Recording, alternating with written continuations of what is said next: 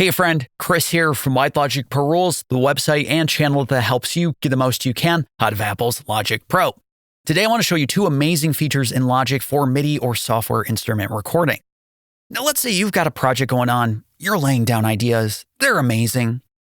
But if we're being honest, maybe some of the heavy lifting on the brilliance amazing front are coming from some MIDI effects, right? Like chord trigger, transposer, arpeggiator. That's okay, I love these effects. But wouldn't it be nice to have the output of those MIDI effects actually recorded into Logic Pro? So you're not just seeing a couple notes that you played, but all of the notes from the arpeggiator or the chords or whatever. This can be easily accomplished, but also wouldn't it be nice if you could route audio from one software instrument track or MIDI track to another? So in the case that you have an old project where you like to record the MIDI output and you didn't at that time because the feature didn't exist, you could record it now from one track to another. This can be easily accomplished. Let me show you right now. Let's focus in on the reversing mood keys right in the center of this project. Now notice I have an instance of the chord trigger MIDI effect, as well as transposer, playing into sampler. And there's a reason there are two tracks here for the keys. That's because the first track has an instance of the chord trigger playing minor chords, while the second track has an instance playing a sus2. Take a listen to this performance with the MIDI effects in, and then we'll listen again with the MIDI effects bypass so we can really get a sense of how much these MIDI effects are bringing to the table. Take a listen.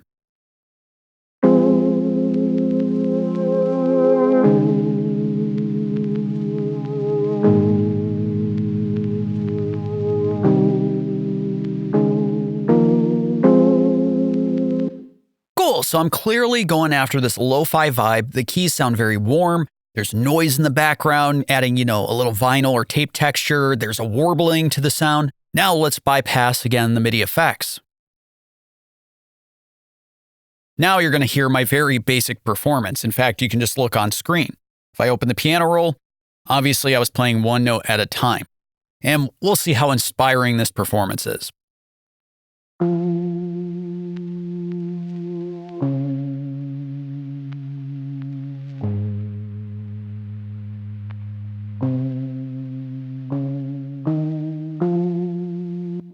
I mean, the sound is really cool. The performance leaves something to be desired.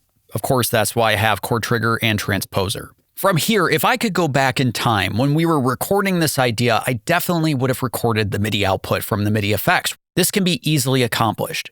If I click on the right-hand side of a MIDI effect, of course, I get the pop-up menu to choose a MIDI effect, but at the very bottom of this menu is an option called Record MIDI to Track here. Or another way to put it is record MIDI output for all MIDI effects prior to this point. Once selected, I get these two yellow arrows right between the chord trigger and transposer. This is a really important distinction. If I hit record, what will be recorded is my performance through chord trigger, so we'll see the chords populate into the tracks area. But this will not include the output of transposer, because transposer is after this breakpoint, these two yellow triangles. Personally, I would choose to record both the chord trigger output and transposer, but let me quickly demonstrate this difference. I'm going to create a new track alternative for this track. I'll enable the click, bring up the musical typing, and I'll hit record. Here we go.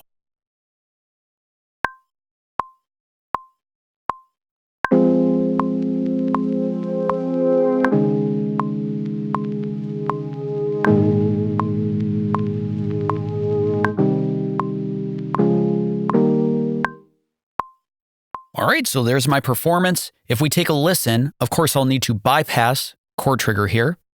And I'll also bypass the transposer so you can hear the exact output that was recorded after chord trigger.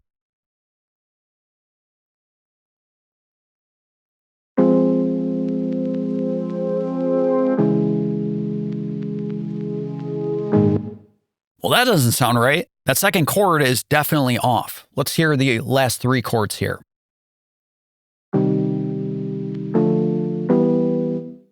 Okay, so clearly transposer has an effect here. Now you could say, Chris, you could learn how to play the keys, but in this case, I decided to let the MIDI effects do the heavy lifting, and it allowed me to create a cool part. So let me reintroduce chord trigger and transposer, and I'll set the record MIDI to track after the transposer.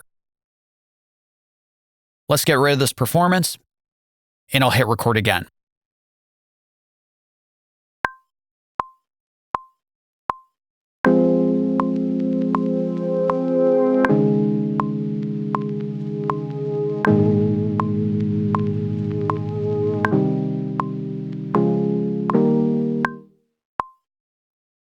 Okay, so there's my performance. If we take a listen now, again, I'll have to bypass the two MIDI effects here because they're already baked into the MIDI region.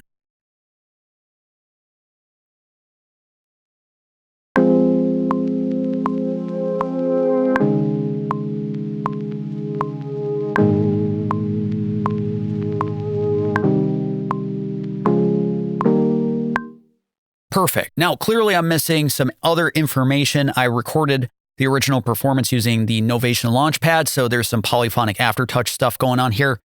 But at this point, if I'm happy with the output that was recorded through the MIDI effects, I can just go right here and turn off the record MIDI to track here. I could even remove these two MIDI effects. That's it. It's recorded into the tracks. But I'm going to reintroduce both, bring them back, and set my track alternative back to track alternative A. Okay, so in this case, I have the performance I want. I'm happy with the performance, all the nuances, all the details. I just want to record the output of these two MIDI effects to a track. So again, I can refer to the actual notes in the performance, copy and paste them, make variations. So to accomplish this, I'm going to duplicate the reversing mood keys track. I'll hold Command and press D, and I'll remove the transposer and chord trigger MIDI effect. Next up, with the duplicate track selected, I'm going to go to the track inspector and set the internal MIDI in option from off to the instrument input for the original reversing mood keys track. Okay, so what I've just done is I've told this empty track lane to take its performance from the original track. Now, if I record, we're going to see and hear the original performance record to the duplicate track with the MIDI effects baked in. Here we go.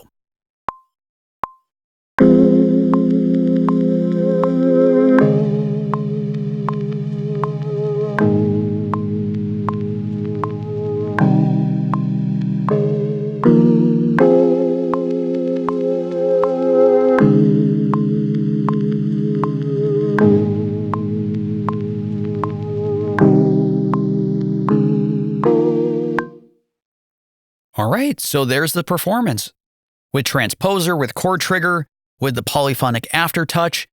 And at this point, I would turn off the internal MIDI in because I no longer have to record into this track. Also, you may notice that the output sounded a little phasey, and that's because we were hearing the original track as well as the recorded track at the same time. If I mute this, take a listen.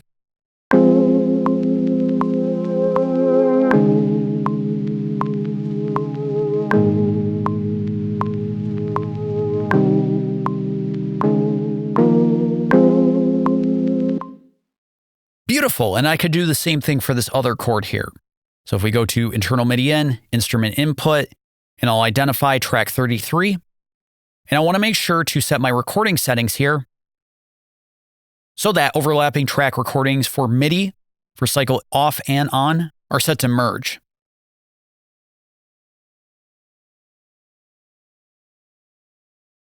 Okay, let's hit it again.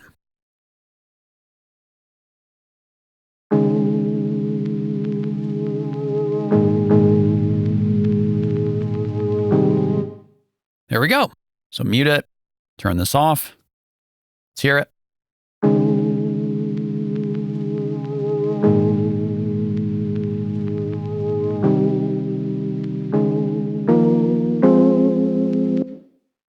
Just like that, you're able to record your MIDI performance with MIDI effects and all right into the tracks area.